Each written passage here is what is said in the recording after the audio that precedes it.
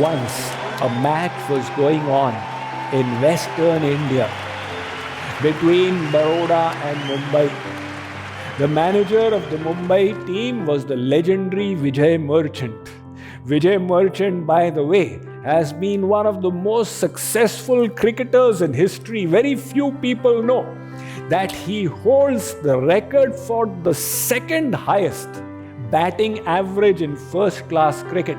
74 runs per inning, second only to the legendary Don Bradman. So he had retired and he was managing a team. The Bombay team was not doing well. Vijay Merchant said what to do. During the break, he said to the players, "Give me your bats. I know one Baba who has got a very special blessing. I will get these bats blessed by him and come."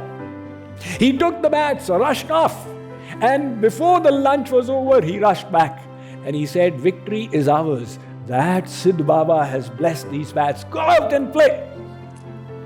The attitude of the players changed completely. The bat was flowing. The mind was in line with their work. The thoughts were all aligned and the runs were piling up on the board. Finally, the Bombay team won. What was contributive to that victory? The change in the attitude of the players. It is not merely our external resources, not even our intellect, but our attitude that is the biggest asset we have. People emphasize external things so much.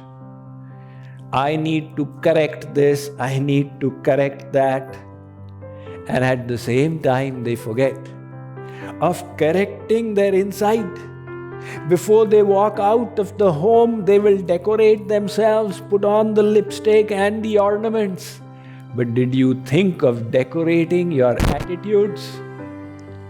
That attitude is ultimately the most important. Let's take inspiration from Arthur Ashe.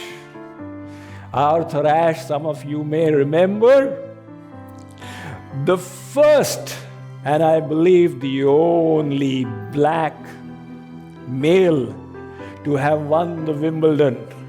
He was the winner of 3 Grand Slams: the Australian Open, the US Open, and the Wimbledon. Arthur Ashe, exceptional person. Subsequent to his victory, he had a heart attack and did a bypass surgery. In that, during the blood transfusion, he got AIDS. Later on, he announced it to the world that I don't have much time left. Some people asked him, "Aren't you feeling victimized? What is it that God did to you? For no reason at all, you have got AIDS. How terrible, how unfortunate." Arthur Ashe gave such a beautiful answer. He said, around the world, about 50 million children start playing tennis. By the time they reach high school, 5 million continue to play tennis. 10,000 of them become professional players. 1,000 enter the international circuit. From them, 32, in those days it was 32, enter the Wimbledon. From them, 4 reach the semi-finals. I was one of those 4. From them, 2 reach the finals. I reached the finals. And one of them wins. I was the winner. At that time, I did not say, "God, why did you do this to me?" Why should I complain now? Here is an example of someone who had learned to choose happiness. He did not need the externals to be different. He realized happiness is always a choice, and he had mastered his attitudes. Oscar Wilde, one of the most successful youths in England, he later fell in wayward paths. And he said, I got everything that people hope for, and yet I was not happy. So he said, there are only two disappointments in life. The first, to desire a thing and not get it. And the second, to desire a thing and get it. Either way, there is disappointment. The fact is, happiness is not on the outside. Happiness is a choice that we make. It all depends upon the way we choose to think. Now, in pursuing happiness, we tie our joy to external situations.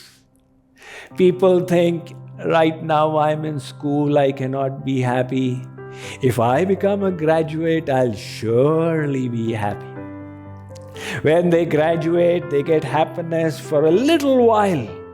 But then again, they start thinking, until I get a job, how can I be happy? And when the job is also gotten, now the mind says, see, I'm still temporary. When I become confirmed, I'll be happy. And after the confirmation, the intellect says, look, you are only a systems developer. When you become the systems manager, you will be happy. And the systems manager thinks I need to be director. The director thinks I need to be CEO. And the CEO thinks I need to be CEO of a bigger company. So we are always tying up our happiness with a destination without realizing that life is passing by in the meantime. And when you reach the destination, what is the guarantee that you will be happy? We are looking at some garden in the future, while the roses along the way, the roses at our feet are getting ignored. The way to live life is not to reach a destination, but to make the journey itself joyous.